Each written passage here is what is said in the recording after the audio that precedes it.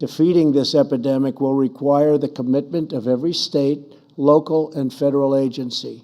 Failure is not an option. Addiction is not our future. 5 months ago, President Trump declared opioid abuse a public health emergency. An emergency so dire, the president says drug traffickers should be put to death. If we don't get tough on the drug dealers, we're wasting our time. Just remember that. We're wasting our time. And that toughness includes the death penalty.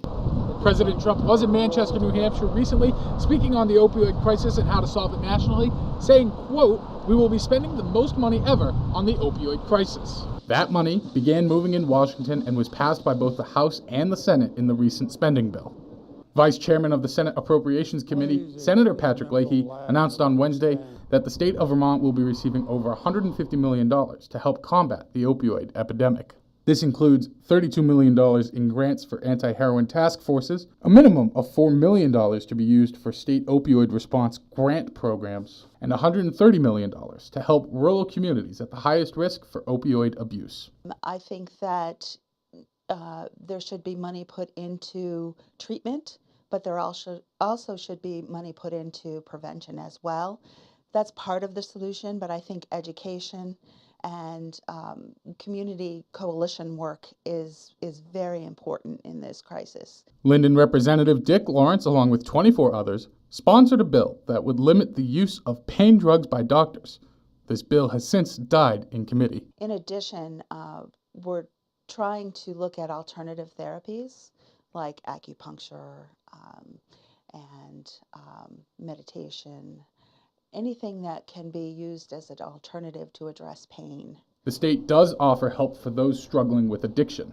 The Kingdom Recovery Center is a peer-based recovery place, and there are 12 of them throughout the state called the Vermont Recovery Networks. When the Kingdom Recovery Center was established in 2004, there were not many options for people. So we started this place here, Kingdom Recovery Center. There were 2 or 3 others in the state at that time, so that there would be a place for people to go to get some kind of help.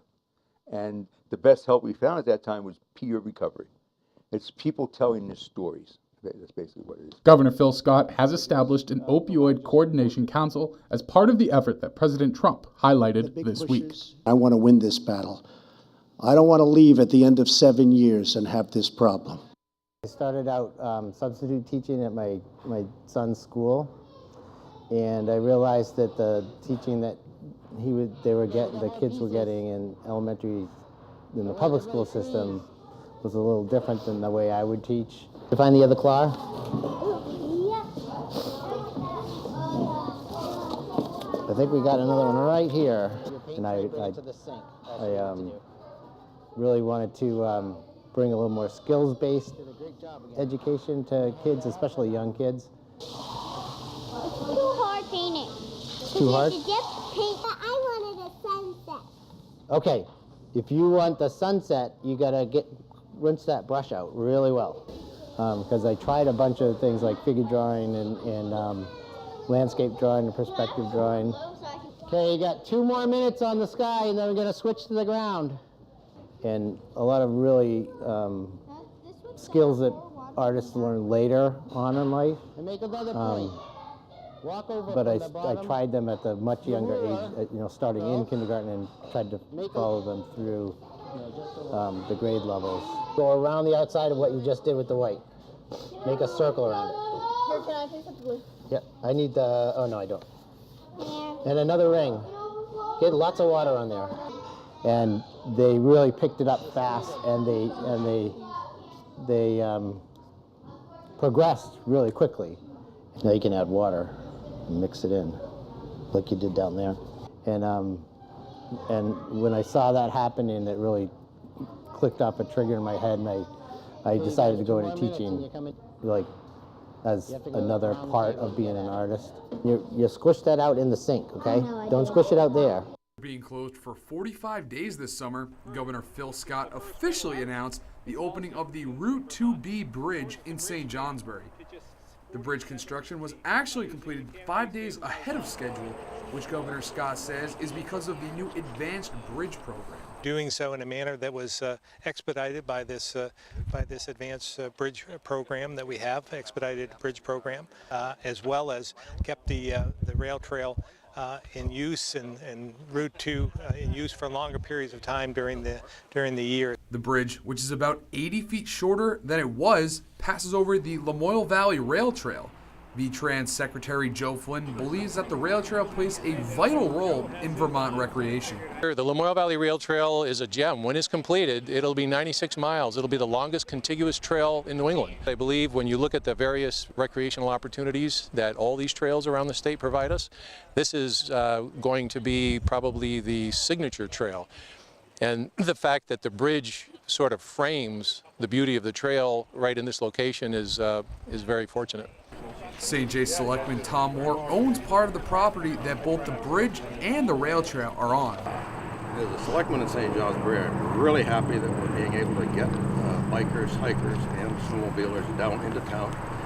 Anything that we can do to get the tourists and the local people using it is a big help. A big help in keeping cars and recreation moving in the Northeast Kingdom.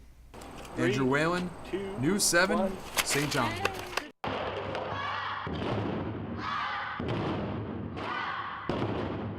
Doing a 5-day taiko residency. I'm teaching taiko, Japanese drumming.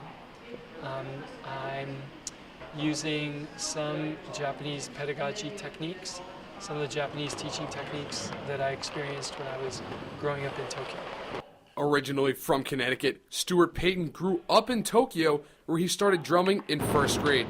He has then been teaching taiko drumming for over 30 years. Well, I think it's valuable for the kids to learn another movement style, and this is another movement style, another musical style. And I think it's also valuable for the teachers as well to see another teaching style. And so some of the tricks that I use then get harvested by teachers at different schools and used in the classroom after I leave. One more time, this is the only drum. This is the only drum drumming.